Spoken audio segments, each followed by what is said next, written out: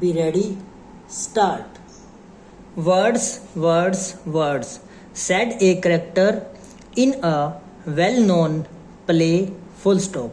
So much was said, so little done, full stop. In a way, our life is made up of words. It is through words that we can give expression to our ideas and through words that we can keep in touch with other people, full stop. We can write the words for others to read, or we may speak the words for others to hear, but in either case, it is through words that we have been able to pass on to others the thoughts that are in our minds, full stop. Next stanza. Are words quite necessary to a highly developed state of thought, question mark? Are they necessary for the development of man to a state of increased knowledge and comfort, question mark? Can we indeed think without words, question mark? Much has been said and written on this last point, and some writers are quick to point out that we can think in pictures without the use of words, full stop. Others believe that our thoughts are dependent upon words, that we do not think of the things itself but of the words representing the thing, full stop. Certainly, if we stop at any moment and ask what was I thinking of then, question mark, if we find that we have been using words in our thoughts, full stop. Next stanza.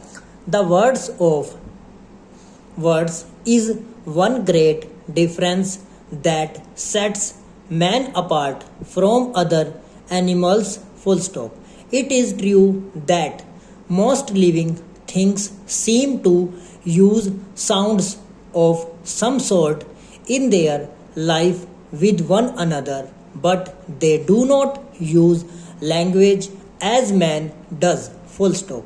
So far as we can judge from historical records, man continued in a very early state of development until he began to speak, full stop. With the use of words, he developed more quickly, and when he learned to write down the words, his development increased at a very great rate, full stop. The written word seems necessary for the wide development of a people, full stop. With the written words, ideas can be passed on quickly and knowledge won by experience and hard work can be passed on to others who can then use the knowledge for their own purposes, full stop. At first, the written words could be used only by a few, as it was carefully and beautifully written by hand, and one copy only existed of each piece of writing, full stop. Now, however, thousands of copies of a book can be turned out in every short time, and the thoughts and ideas of one man can be read by millions, full stop. This was its dangers, of course, as well as its advantages, for it may happen, and we have been seen it happen, that a person with a powerful use of words can influence millions of people in the direction he desires. Full stop.